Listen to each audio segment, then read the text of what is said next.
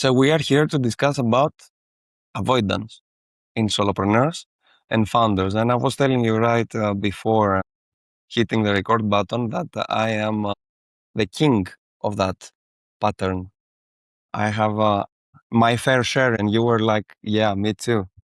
I can, of course, share a lot of stories from clients and also from people close to me. It's one of the most fascinating topics for me because it's funny. And what's funny to me is how smart people come up with when they really want to avoid doing something.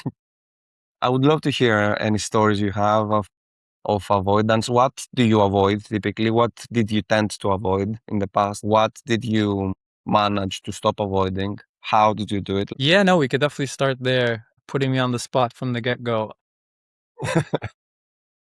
I think I'd like to first probably break down avoidance as a behavior because it's escapism from something, right? You're effectively trying to escape something. And as an entrepreneur, usually if you're like what people call type A or perfectionist and all these labels, it's that you're afraid of whatever the outcome of where you're headed towards. You're afraid of that outcome pretty much, right? And often we don't realize that as entrepreneurs that actually a lot of us are afraid of success, or a lot of us are afraid of what if people realize that I have an imposter syndrome or something like that. So to me, avoidance came in the form of perfectionism. Avoidance came and still comes in the form of researching the best possible approach before I actually implement it. And if you ask me to research something, I will happily spend 5, 6, 8 weeks researching it before I actually implement. And then the implementation part is like, yeah, no, but there's got to be a better way to do this. And I might start on it and then I don't do it anymore because I'm aware of it. And I'm aware that the work is actually the way. As the Stoics would say, the obstacle is the way. But man, so much of my life, when I started my Facebook agency, it wasn't about running the ads. It was about finding the best strategy to run ads. And the reality is you get good at running ads by running ads, not by researching the strategy. It's kind of like the difference between someone who reads a lot of books about how to be a great football player and someone who actually plays football every day. The learning is in the practice. But entrepreneurs are usually very, very smart people, very intelligent people. And the problem with intelligent people is we'll find ways to escape not doing the things that we feel like there's resistance to do it, right? It's like, I don't know, maybe I could do this instead of that. But the reality is that is always going to be the best thing ever. And this reminds me of a piece of content that I saw a couple of months ago where there was this lady talking about how the best entrepreneurs are actually the ones that just do it, that just do the thing. And of course, this is a completely different way. But I think if you're an intellectual person, especially like an overthinker, you can gain a lot from just doing the thing, no matter what your brain tells you about the resistance. Oh, but I don't know the best path, or you'll figure it out. So for me, avoidance, it's always been perfectionism and research because I'm a curious guy and I love to learn. I'm like a fucking encyclopedia sometimes, but I definitely needed to learn throughout. It's been 11 years to just do the thing and learn by doing the thing rather than researching and learning about the thing forever, preparing for a moment that's never going to come unless I actually do the thing. Yeah. What about you? I related, of course, to a lot of things you said. To me, it chronically it shows up as productivity towards the wrong direction. So every time I have to do something that I really don't want to do, I persuade myself that I must perfect my positioning. I must chase this great idea.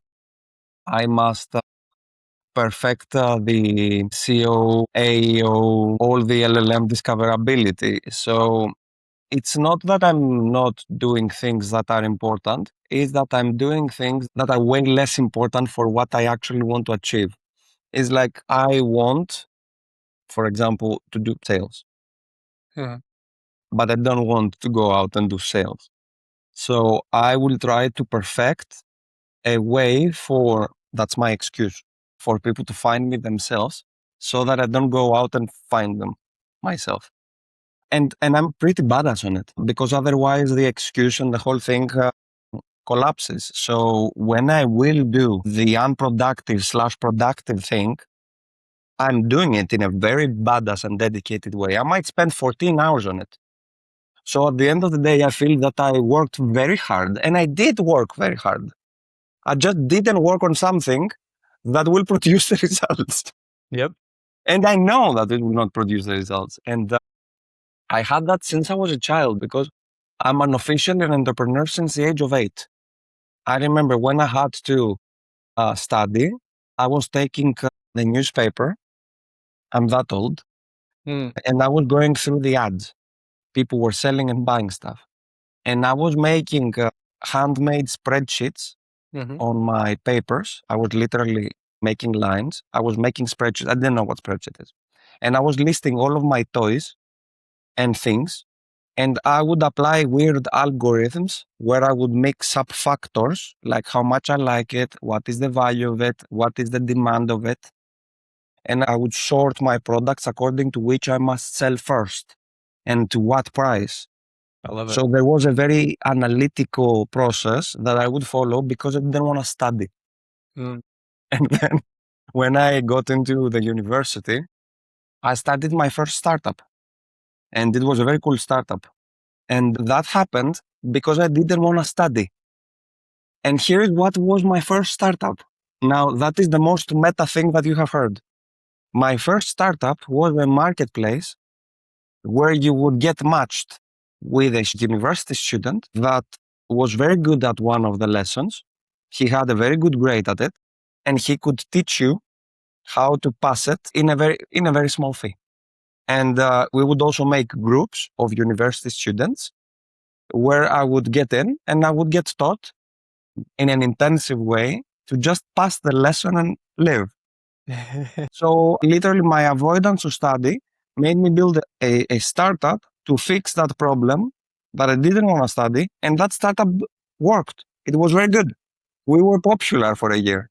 It was like one of the first startups in my country. Just a little story about that. Okay, I have quite a few other things that I avoid typically, such as doing content, which is very common among solopreneurs. But I think my biggest one is sales. I am 38 years old. I have been a great closer, but I have never done cold sales, outreach. I've never done that. I feel very awkward. And I have a lot to share, but I don't want to monopolize and talk for half an hour. I have stories from clients. I have a lot. But yeah, I would love to hear stories from you. If you have any, or friends that you have heard something that someone was avoiding, like pretty intensely. Yeah, I mean, before I go into stories, first, I think your journey is absolutely super cool, but it's one very important thing to touch on Mhm. is that sometimes avoidance can be the path that leads us to some place. So for instance, for you, you didn't want to study, so you did something else. And that something else actually ended up building other skills. So this is kind of like what I would call healthy avoidance, right? Because we're actually building skills in something else. We're actually doing something.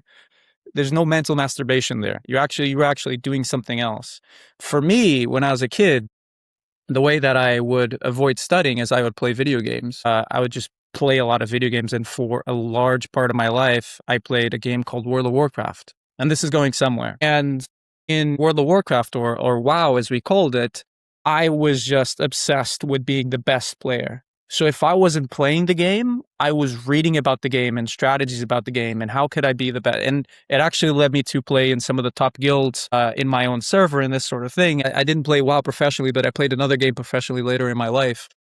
But what video games taught me about this was at a certain point in my life, I thought, what if I apply this thing of trying to become the best character in the game into my own life? And that was the big shift that kind of led me into entrepreneurship and biohacking, and a lot of my passions was cool. I can take the same process, but actually do it in real life. So in this case, the avoidance led me to a good place. I think the problem is when avoidance becomes mental masturbation for the sake of mental masturbation. It's kind of like someone who has problems in their relationship and they'll read 3, 4, 5 books about attachment theory, but not actually implement any of them. Or self-development, right? Self-development is the biggest one.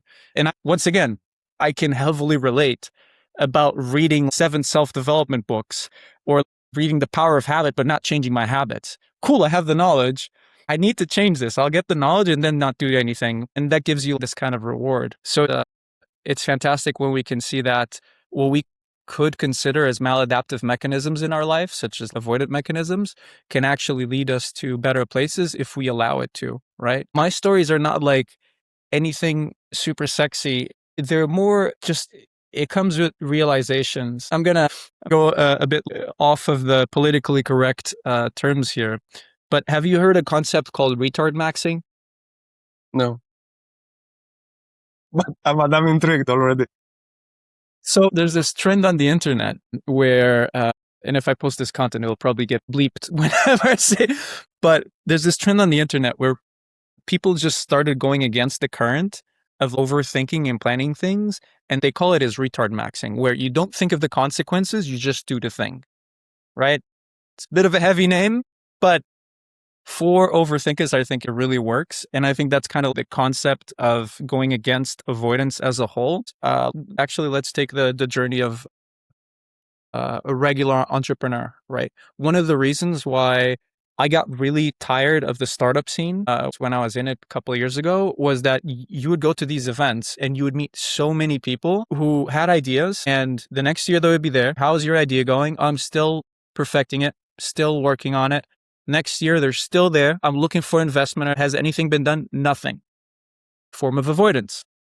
And I got really tired of it because year after year, you would see these people who are not making any progress towards it, and they're just avoiding it because they're almost waiting for the permission to do a certain thing. When I have the affirmation that someone else is interested in my idea, then I can actually take the action. But that in itself is a form of avoidance. That in itself keeps you from actually doing the thing or the process or going through it, you know? I can share one of my favorite questions when it comes to psychology as a whole, which is when we have a behavior, I really like to ask, what is this serving me? How is this serving me? And for instance, I'm always going to go back to this one, the research part, because that's what I'm most familiar with as a form of avoidance. And if I go like, how is this never-ending research serving me? And the answer for me is it's keeping me from doing the thing that I really need. And then the question becomes, am I afraid of doing the thing that I really need? Usually the answer is yes. Then the question becomes why. A friend of mine, she was telling me about failed relationships and why the relationships keep failing, etc. And at some point, no one was ever enough. And we got into this question. What would it mean if someone was truly enough? Is that feeling of being with someone who can really be with you somewhat scary? And she said yes. Interesting, right? And again, to bring the conversation back to entrepreneurs, a lot of people want to be successful. Most people are scared of it without actually knowing it. Because if you see like big shot entrepreneurs, your brain can create this idea that they're busy, that their life is hectic, that they're always going somewhere. And your brain will create an idea of, well, I don't want to be busy. I don't want to have all this responsibility, because success is effectively responsibility. The more successful you become, the more responsibility you have. And especially in man, most modern men have this adverse reaction to responsibility. So if you have an adverse reaction to becoming responsible for something, you will have naturally an adverse reaction to success. You might not realize it, you might not connect both, but you have this. So the way that we almost stop being avoiding is through the integration of that said component that we are afraid of. So in this case, can I take responsibility in some places of my life? How does that feel? And slowly making our way. And before you know it, you'll actually become someone with a greater capacity for the things you want to achieve. Hopefully that made sense. I feel like that would be the psychological approach towards avoidance.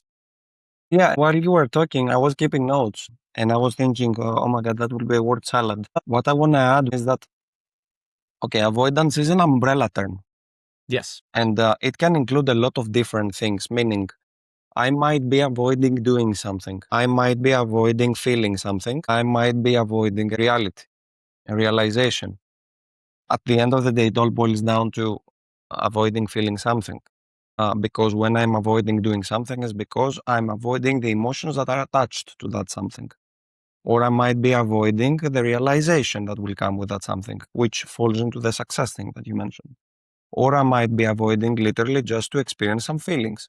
For example, when we're talking about when we have a guy or a girl that have some, let's say, extreme opinions about the other gender, like red pill boys or ultra feministic girls, most of the times behind that you find some form of avoidance to experience something, to experience some pain that comes with it, to experience some trauma that I have behind it, which gets projected as my red pill identity or my ultra independent, strong, ultra feministic female or whatever.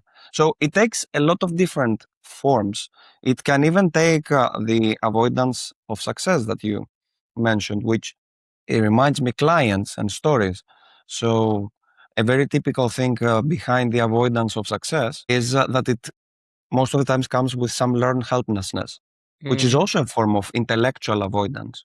Very Yes. intellectual. And this is what amazes me behind avoidance, that it's extremely smart, super smart. The smarter the person, the smarter the avoidance that you will see. It's sometimes difficult to spot it. I pride myself being the one that will spot your avoidance from kilometer far because I do it myself and I am aware that I'm doing it. So I'm spotting it very well. But even so, there are a lot of founders that can get you into a psychological conversation about their imposter syndrome and their inability to achieve something. And you realize after you have been hoovered inside that over psychologization of the conversation that they're tricking you and they're tricking themselves because they're just avoiding something and they have wrapped it around some learned helplessness and they have even hired you in the form of decentralizing accountability for something. So you are as well part of their avoidance, which is also very surprising because you mentioned the wellness industry. The next step of the wellness industry, I will hire an expert. And I will hire an expert to help me to overcome some bad habits. Or a very typical thing that I hear is, I want you to help me with accountability. And literally, I understand what happens, but my first thought when I hear it is, what does that mean? When you say, I will help you with accountability, what does that mean for you? Because it's different to say that I'm hiring you so that you help me be accountable. And it's different to say that I'm hiring you because just meeting you every week and having to show some progress will just create a manufactured pressure that will get me into the habit of doing something. The first one is intellectual avoidance. The second one is a manufactured way to build a habit, perhaps. But even that can hide some avoidance behind it because you are using extrinsic help to build intrinsic motivation. Again, that is a very intellectual form. Other forms of avoidance that I have faced is dependencies, a lot of dependencies. So in order for that to happen, three things need to happen first. So I remember a particular client that wanted to build a side gig, and she would send me her plans. And her plans were extremely difficult to read. And I was getting very overwhelmed because I was trying to follow the logic, and the logic was full of dependencies. And it was extremely overplanned and full of dependencies. And while I was trying to read it, I was like, why am I trying to do that? I'm playing the game here. This is intellectual avoidance because you have to do 1, 2, 3 simple things. So why is this overplanned? It doesn't need to. Other ways to avoid is, as I said, hiring me, over intellectualization. And we can discuss about avoidance and avoiding emotions and avoiding realities. Oh, by the way, when it comes to avoiding realities, cognitive dissonance is a way to avoid. So falling into the phenomenon of cognitive dissonance, and for whoever doesn't know what that is when I alter my beliefs in order to be aligned with my actions. My dad is doing that very frequently.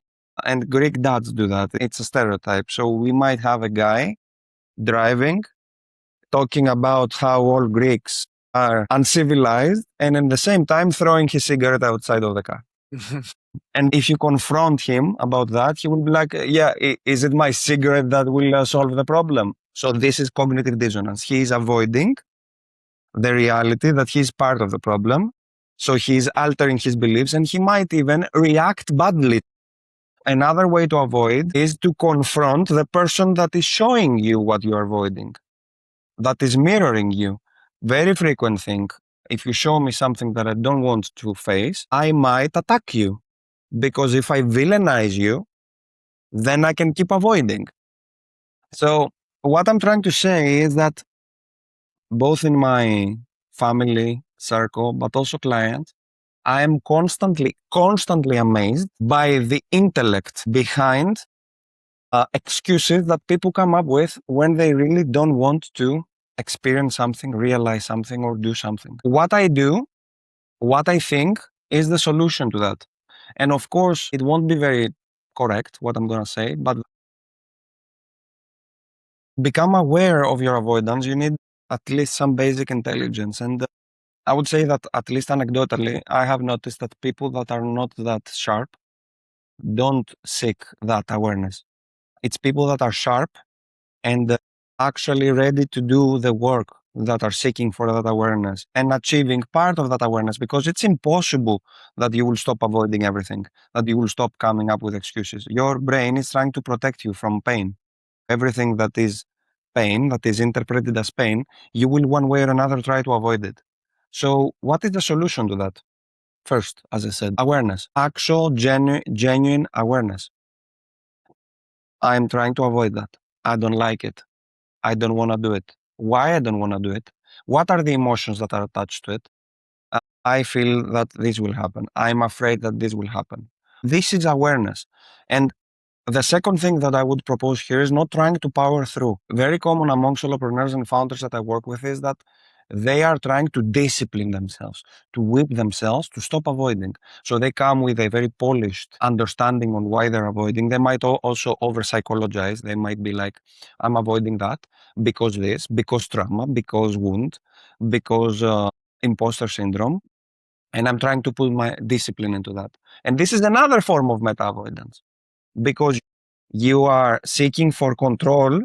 So you are putting nice words that soothe you to explain what is it that you're doing. And then you use as a coping mechanism the power and through it, which you will fail most probably, because your nervous system and your brain will react back to that. Your implied solution to that is ultimately to be harsh to yourself for feeling like that instead of addressing why you feel like that. So awareness, genuine, brave awareness, not trying to power through it and being harsh towards yourself, but just to understand it. And third, get used to it. So I heard that advice somewhere and I was like, yeah, actually, this is very good advice. When you feel like you want to avoid something, it's okay. You can still do it. We have to build tolerance towards the feeling of avoidance and keep moving despite it. It's a very normal feeling. It's a very healthy feeling. But building tolerance towards that and doing it anyway while being aware that we're doing it, in reality, in my point of view, the only recipe to move forward. Talking with an expert or reading wellness or trying to over explain everything will not get you, as you said, will not make you achieve. It will only make you more intellectual on why you are not achieving. I think we could end the episode right here, right now, after what you said, because it was just so good. You know, it was just very concise, from the meta avoidance to the way that we can get rid of the avoidance loop itself. I think a lot of people would probably get stuck in the first phase because when you sit down to write, what am I avoiding? That requires a certain degree of self-awareness. But the second question of what emotions are attached to that, that's when the level of self-work that you have done in the past is going to come into, because it's a lot of guys, I'm going to mostly focus on men's psychology because that's what I know the most of. We're going to be like, well, no, there's no emotions here. No, I'm just, I don't know. There's something here. It keeps me from, it could be the wound, could be, it's just the way my dad raised me. It's not me. It's, so Okay. Okay. So that often reflects back into a deeper journey. And someone told me a company is often the reflection of their CEO. And of course, this applies mostly to smaller and medium businesses, not necessarily the big corporations. But usually if you see that a CEO has a integrated psyche. And what I mean is not necessarily they're enlightened or they're the best human being alive. It's more so, do they have an integrated psyche that allows them to do the work that they need to do to operate the business? We're not talking about every successful entrepreneur knowing how to navigate relationships really easily or being a super awesome human being. We're talking about, do they have the parts of the psyche that allow them to be successful at the endeavor that they're taking on, which can be a very different thing, right? This is very common with, for instance, salespeople, where they will be amazing at what they do. Like a true salesman, they're insane at what they do. Like you see it, it's almost magic. But then often these are the same people that have a bit of trouble in the human relational field. And I'm talking mostly from what I've heard from my closer and setter friends, salespeople, because you know about human psychology and things can be transactional, then you can easily bring that into your personal life. And that in its own becomes something that you'll then need to address on the human relational field. You'll be amazing at your job, but you'll really need to be able to separate that superpower from allowing you to connect to all the other areas in your life. So it's not that you learn one thing and it's just going to work for everything else, right? The same way of flipping it, you can be a great husband and know a lot about attachment theory, but then implementing that attachment theory on a professional setting is a completely different thing, right? Going back to the avoidance, it's interesting to know, where will people get stuck in the path? And more times than not, I find that around midway into my entrepreneurship journey, I used to say that I thought entrepreneurship was the greatest spiritual journey because it just reflects so much of what Carl Jung would call the shadow. If things are not happening, you can't blame anyone. It's on you. And if you are blaming someone, then you're literally externalizing your chance at success. And that in itself is avoidance, right? If I get a co-founder and I'm like, oh, it's not me, it's the co-founder that's not doing the work, then I'm just avoiding the process of building my own project, right?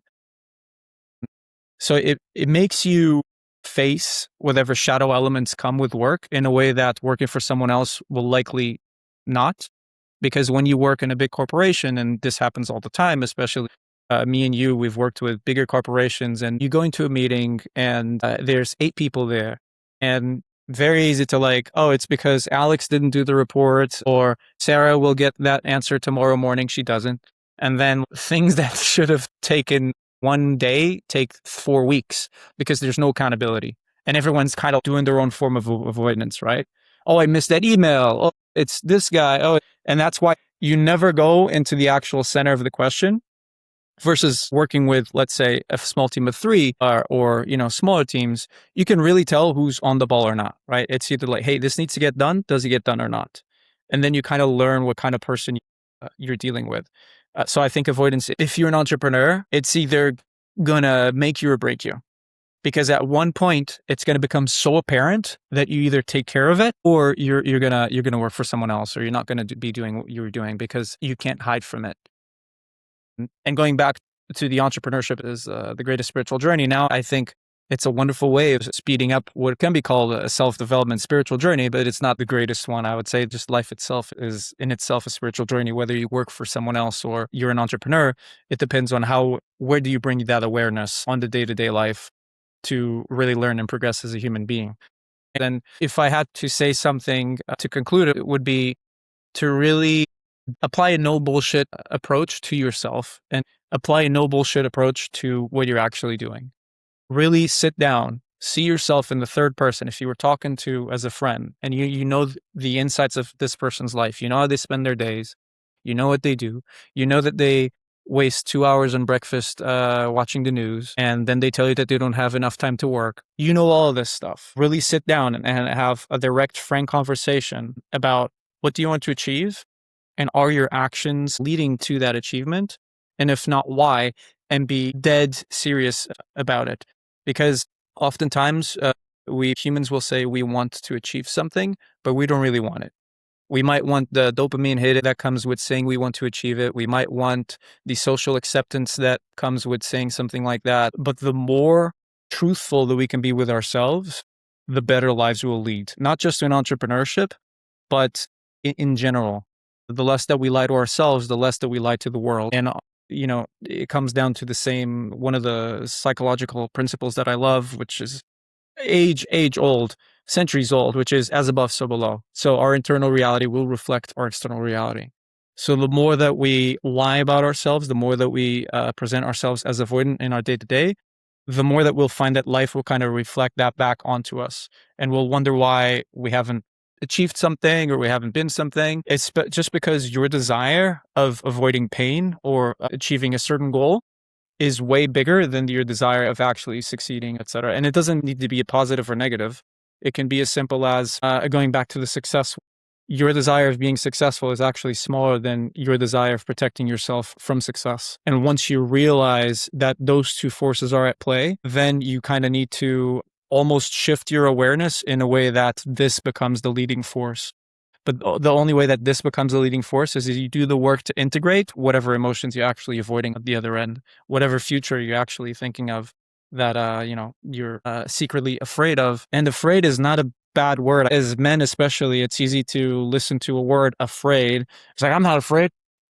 I'm not afraid. Just I fear no man. And, yeah, I'll go to war or something like that. It's like, no, I think people often miss the point that you are not one person.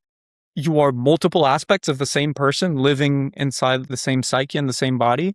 And it could very well be that one or more aspects of that person, and this is where we talk about stuff like the inner child and that sort of thing, could be afraid of certain emotions and could have not integrated certain emotions. And it could be that your conscious self thinks that they integrated, but your subconscious self is telling another story.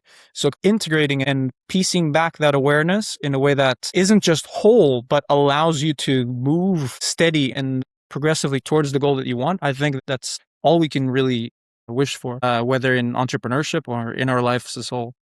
You did the hard work of touching very nicely certain topics, and I was keeping notes while you were talking because I was connecting things that you were saying with things that I have seen or thoughts were just getting unlocked. Ultimately, we discuss the term avoidance in the micro level, but in a macro level, avoidance is ultimately the experiences that we have had in our life so far that formed what we perceive as a positive emotion versus a negative emotion.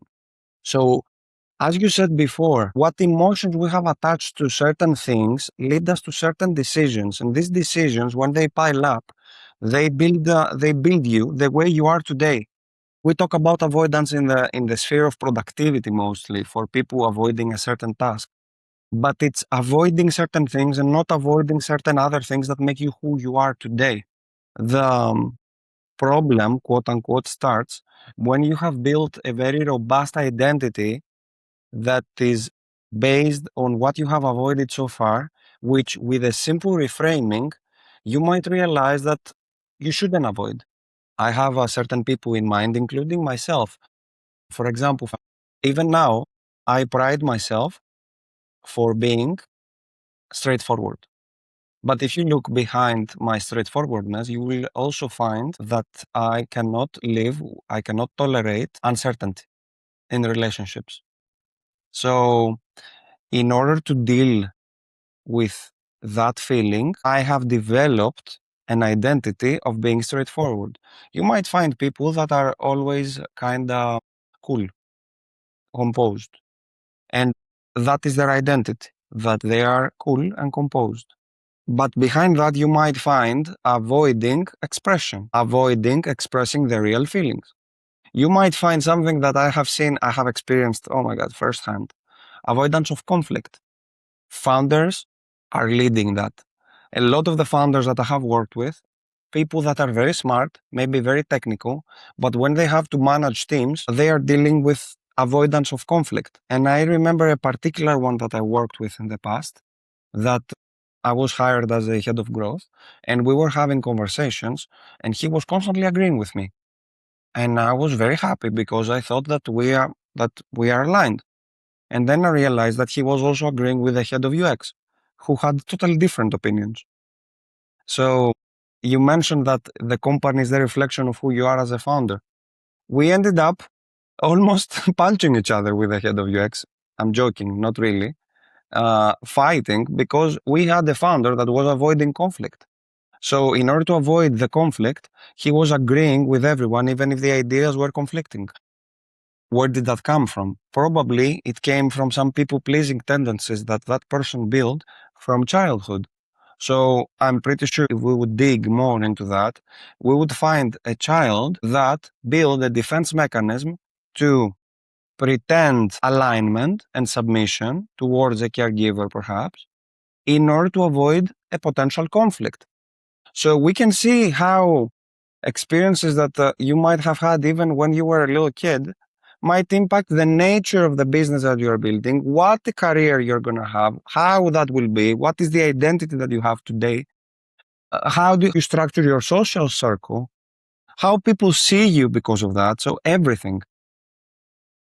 A few last things, because that can be Wikipedia of avoidance, and I really don't want to miss them. You made the point about achieving something, and we might not want to achieve something. That is super frequent in the people I work with. Super frequent. And it has been to me as well when I was a solopreneur. The goal that I set was a goal that I set through comparison with other people or through comparison with an idealized version of myself. But I was full of avoidance. So intellectually, my thinking brain, my shame would tell me, you must be that, or you must be better than him. But in the process of doing it, I wasn't enjoying the journey. So it took me quite a few years to realize that the reason I avoid 1, 2, 3, 4, 5 is because the thing I want to achieve, I don't want it. The reason I want it is because I want to prove something, because I'm comparing myself, is shame. So looking your body and looking what you're avoiding also might give you important data on if you're making the right decisions. You already said that. I'm just emphasizing it.